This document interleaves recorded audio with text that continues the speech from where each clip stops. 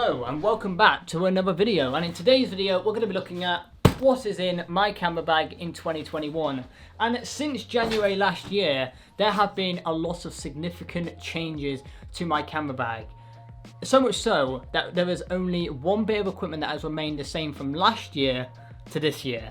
So let's start from the top and with the camera bag itself. The camera bag I am using this year is the 450 AW2 Lowy Pro camera bag. This thing is just fantastic. It looks awesome. It's really sturdy, has a lot of different access points. That means I can put my camera equipment or my camera here, here, here, and then it just has the back compartment as well. And if we have a look inside, we will see absolutely nothing because it's all out on the table, but a lot of different storage options. And because my camera bag and the equipment I use changes dependent on what I'm shooting, this gives me the flexibility to change everything about this camera bag and where I place items. I usually have my camera right here and then maybe another one right here, but because of the size of one of my cameras, I'm able just to slip it right in here. The other things I have is a ton of batteries right here. I have batteries, tripod heads, and then here I have Type-C cables, headphone cables, cloths. I also have spare masks with me as well. And then in these two side compartments I keep other stuff such as lights, and then the other side I keep hand sanitizer just in case I come in contact with someone or anything like that and I just need to wash my hands, because it's always better to be safe than sorry these days. So what shall we start with on the table? Let's start with something you've all probably seen before. It isn't the most interesting thing, but it is vital to my setup and I highly recommend anybody grabbing one of these. And that is a power bank. This thing will charge my GoPro, my phone, my gimbal, my Sony batteries, everything within this little bank right here, and it has saved me on a number of different occasions. So I would highly recommend you grabbing yourself one of these. So that always goes in my camera bag when I remember to take it with me. Next, let's have a look at some of the tripods I'm using in 2021. The first is this Joby 3K tripod, but I'm using a newer head.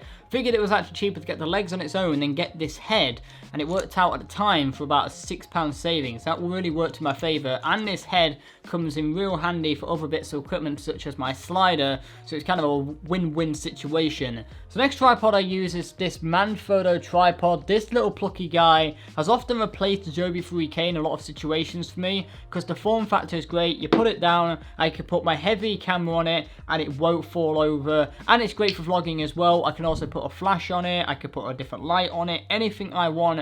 These are just really versatile, and it also works really well with my gimbal, which I'll explain a little bit later.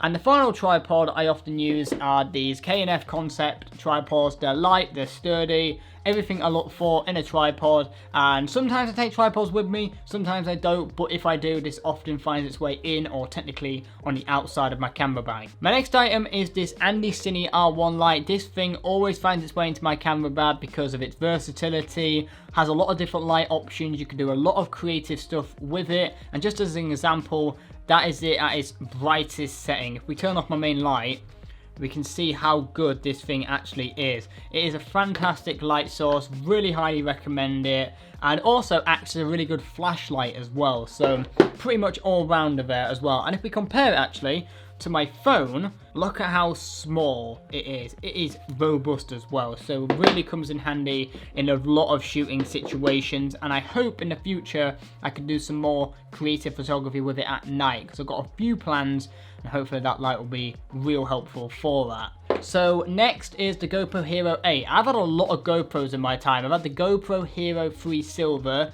the Hero 5, the Hero 7 and the Hero 8. And I've only ever lost one GoPro. I lost the Hero 3.7 in Turkey. It went under a boat and I never saw it again. So it might turn up in one of those YouTube videos in like 20 years time saying, I found a GoPro washed up on a beach and this is the footage. I hope you honestly don't ever find that GoPro, because there's some really embarrassing videos of me dancing, and that should be buried at the bottom of the sea and never seen again. But the GoPro Hero 8, the priorities have changed since last year for me. I no longer use one of these as pickup shots for B-roll, because I've got two cameras now that can really do great autofocus. This thing has mainly just been used, as you're probably aware, for my POV videos, and it does a fantastic job at that. It has great image quality, it has really good stabilization and great audio. 3 of the main things I look for when doing POV types of videos, and it ticks all those boxes for me. I can't imagine myself moving to the GoPro Hero 9 because for what I use GoPros for, this is everything I possibly do need at the moment and want. The most recent upgrade to my camera bag has been with the microphone itself. For the last 3 years or so I've been using the Video Micro, but back in November I finally upgraded to the Rode Video Mic Pro Plus. We all know how good these microphones are for audio quality and the build quality. I also got the dead cat, which is pretty much a must when you're shooting outside doing vlogs or anything like that. But as we all know, a lot of YouTubers use these microphones because of the sound quality, and nothing else really needs to be said about this microphone apart from it's absolutely fantastic. So our next item is something I haven't used as much as I wanted to, mainly because of lockdowns and everything like that, and that is the Weebill S. And I bought this as a consequence of buying Sony. I had a Ronin SC, but I found with all the setups with my camera, it was too front heavy because of the Sigma glass and everything like that. So I found that the Weebill S was the best alternative for around similar price.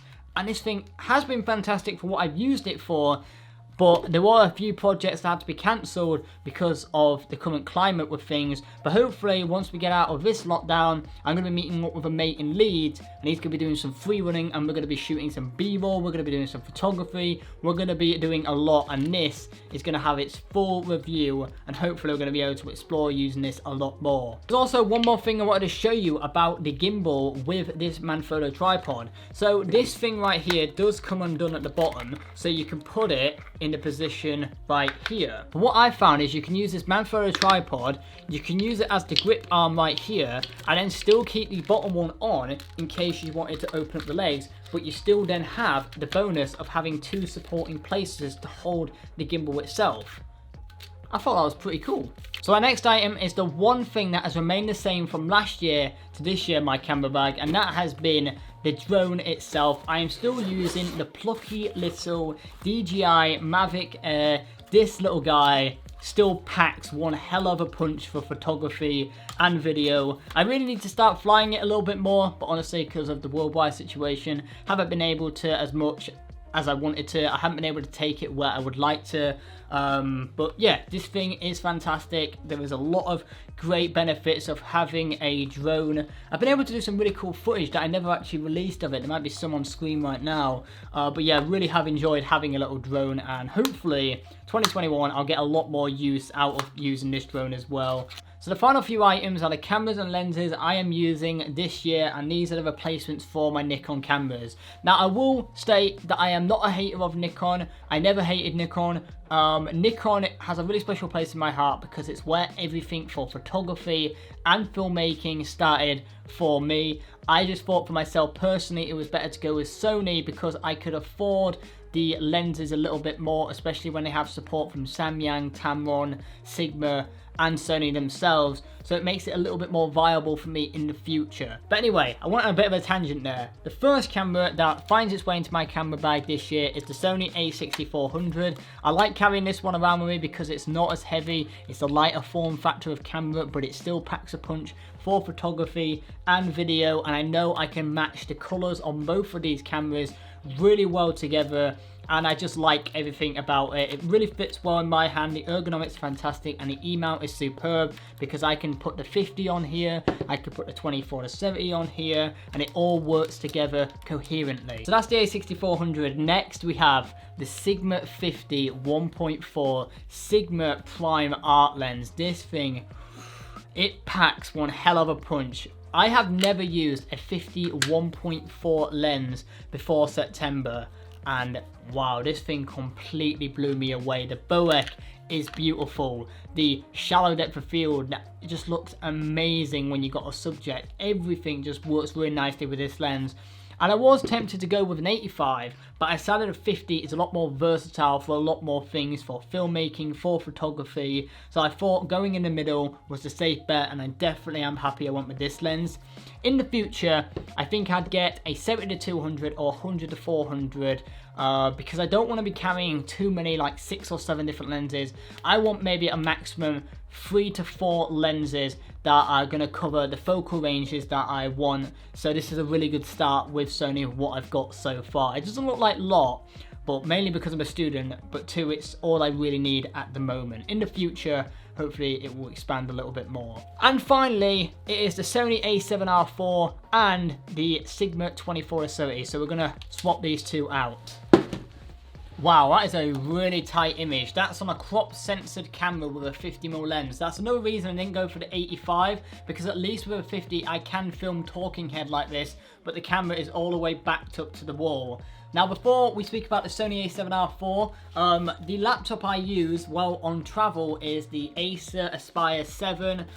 It's a really fast, powerful laptop for what I need it for some light video and photography work, but I haven't used it as much or at all in my main camera bag because, well, haven't been traveling at all, but hopefully maybe can do a little bit in 2021. We'll see where the year takes us. So on to our final 2 items, with the first one being the lens that I use 60 to 75% of the time, and that is the 24-70 f2.8 Sigma Art Series lens. I always recommend people trying to start out and get a 24-70 because it is so versatile. It covers such a wide range of focal lengths, and as well you get an amazing aperture as well, so you can really get some nice shallow depth of field to your images as well. And for video, it's a great option as well. If I was to list 3 of my favourite lenses I've ever used, they'd all be Sigma. It'd be the Sigma 18-35 f1.8, and I'd wish they make that lens full frame for the Sony E-mount. The 150-600, which I also wish they'd make for the Sony E-mount. The 24-70, and then it almost disjoint the 50-1.4, because that lens is just incredible. But that is how good Sigma lenses are in my eyes. They are just incredible and everything you want within a lens. So if Sigma ever wanted to send me any lenses across just to play around with, I'm more than open, guys, you know. Finally is the Sony A7R IV, and this camera is amazing. It is fantastic. Photography, it's got you covered. For video, it's got you covered. It is exactly what I was looking for when coming to Sony, and I was really nervous moving to Sony. I thought it was a real gamble, but since shooting with these cameras since September, since using these lenses, I've been able to really find something and been able to learn a lot more using these cameras, and I'm striving and looking to do even better in the future. And the Sony A7R IV, the ergonomics, the sensor on this thing is incredible. Everything you want from a camera is right here.